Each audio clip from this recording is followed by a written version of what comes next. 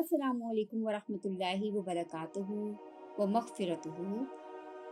आज नवा रोज़ा है और आइए आज अपनी नशिस्त का आगाज़ क्विज़ से करते हैं। सवाल नंबर 1, सूरतुल बकरा की आयत नंबर 262 में कितनी बालियों और उन पर कितने दानों का ज़िक्र है? सवाल नंबर 2, जानबूझकर मुँह भर कै कर दी जाए तो रोज़े पर क्या असर पड़ता है? सवाल नंबर 3, इल्म की 2 बुनियादी अक़साम क्या हैं? सवाल नंबर 4, सदका व खैरात के क्या माने हैं? सवाल नंबर 5, कुरान पाक की तिलावत करने से क्या होता है? प्यारे बच्चों, इन सवालात के जवाबात को तहरीर कीजिए और कल की वीडियो को एक बार फिर देखकर अपने जवाबात की तस्हीह कर लीजिए। प्यारे बच्चों, आज इस नौवें रोज़े के दिन हम कौन सी नेकी की बात करने वाले हैं? वो है अल्लाह ताला की नेमतों का शुक्र। हमें हर वक्त अल्लाह ताला की नेमतों का शुक्र अदा करना चाहिए। बच्चों, गौर कीजिए कि क्या हम अल्लाह ताला की नेमतों को शुमार कर सकते हैं, गिन सकते हैं? मैं चाहूँगी कि यहाँ आप वीडियो को पॉज कीजिए और 1 मिनट के अंदर आपको जितनी नेमतें याद आएं उन सबको दर्ज कीजिए।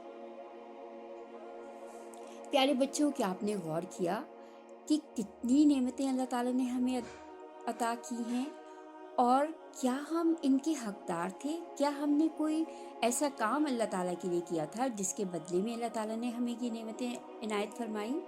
नहीं, अल्लाह ताला का ये करम, अल्लाह ताला की रहमत है कि उसने हमें इतनी सारी नेमतों से नवाजा है। सूरह इब्राहीम की आयत नंबर 14 में अल्लाह ताला फरमाते हैं, लइन शकरतुम लअज़ीदन्नकुम, अगर तुम शुक्र करोगे तो मैं तुम्हें बढ़ाऊंगा। वला इन कफरतुम, और अगर तुम इनकार करोगे, कुफ्र करोगे, इन्ना अज़ाबी, तो मेरा अज़ाब लशदीद, बहुत शदीद है। प्यारे बच्चों, मुफस्सिरीन कहते हैं कि इस आयत में अल्लाह ताला ने ये नहीं फरमाया कि शुक्र के नतीजे में वो क्या बढ़ाएगा। इसके माने ये हैं कि हम जिस चीज़ का शुक्र अदा करेंगे अल्लाह ताला उसमें इजाफा फरमाएगा। प्यारे बच्चों, हज़रत अबू हुरैरा से रिवायत है कि हजूर सल्लल्लाहु अलैहि वसल्लम ने फरमाया, मन ला यशकुरुन्नासा ला यशकुरुल्लाह, जो इंसानों का शुक्र अदा नहीं करता वो अल्लाह ताला का शुक्र भी नहीं अदा कर सकता। प्यारे बच्चों, गौर कीजिए कि जब इंसान कुछ हमारे लिए करता है तो वो हम देख पाते हैं, उसे महसूस कर सकते हैं, और अगर हम उसको देखकर जानकर उसका शुक्र अदा नहीं करते तो अल्लाह ताला की तो बेशुमार ऐसी नेमतें हैं जिनको ना हम महसूस कर सकते हैं ना देख सकते हैं, मगर वो हमारे लिए अल्लाह ताला ने बनाई हैं। मिसाल के तौर पर हवा, मिसाल के तौर पर हमारे जिस्म के अंदर के अज़ा का काम करते रहना। तो ऐसे गैर महसूस चीज़ों का फिर हम कैसे शुक्र अदा करेंगे? इसलिए हमें इंसानों का और अल्लाह ताला का हर वक्त शुक्र अदा करते रहना चाहिए। प्यारे बच्चों, एक हदीस है कि मोमिन के लिए हर हाल में खैर ही खैर है, क्योंकि जब उसे कोई नेमत मिलती है तो वो उसका शुक्र अदा करता है और अजर पाता है, और जब उस पर कोई मुसीबत आती है तो वो सब्र करता है और अजर पाता है। तो दोनों ही हालतों में उसके लिए अजर ही अजर है और ये मकाम किसी और को हासिल नहीं। आइए बच्चों, आज की आयत की जानिब आते हैं। सूरह अनाम की आयत नंबर 56। आउज़ु बिल्लाहि मिनश शैतानिर रजीम, बिस्मिल्लाहिर रहमानिर रहीम। कतबा रब्बुकुम अला नफ्सिहिर रहमता, तुम्हारे रब ने रहम करम का शेवा अपने ऊपर लाजिम कर लिया है।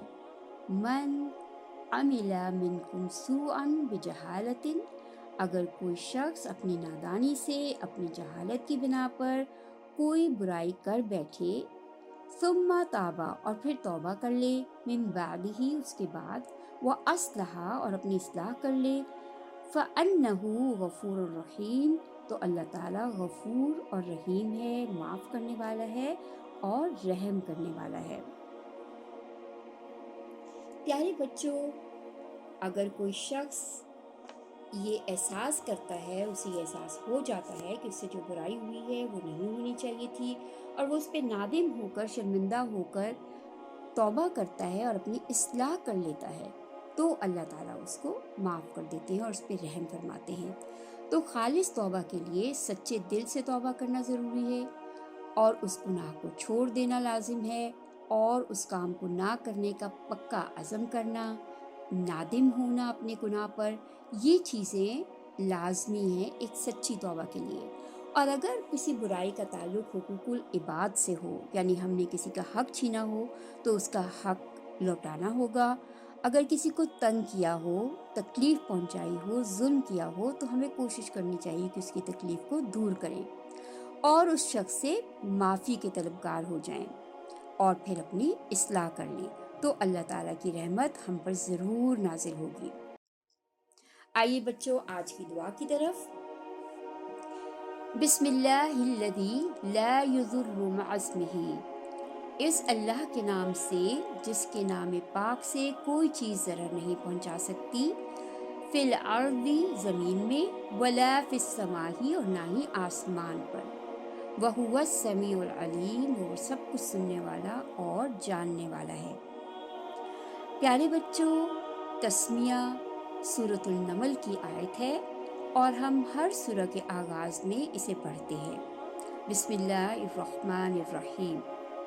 پیارے بچوں، رسول اللہ صلی اللہ علیہ وسلم نے فرمایا کہ اگر کوئی اچھا کام ہم بسم اللہ پڑھے بغیر کرتے ہیں تو وہ کام ناقص اور ادھورا رہ جاتا ہے، اس میں برکت نہیں ہوتی، وہ بے برکت ہوتا ہے اور وہ اپنے کمال کو نہیں پہنچتا۔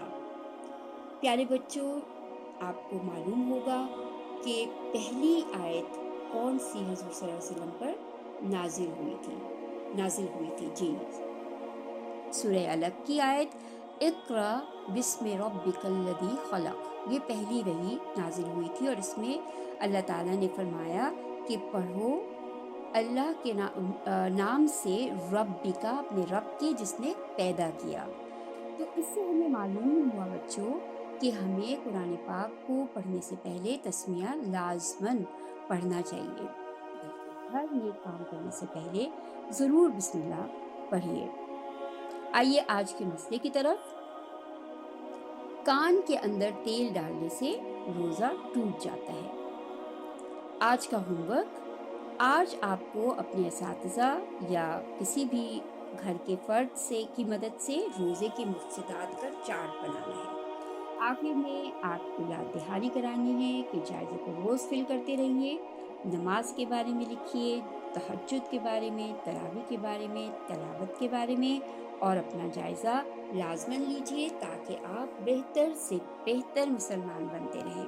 اوکے بچوں، اللہ حافظ، کل ملیں گے نئی باتوں کے ساتھ۔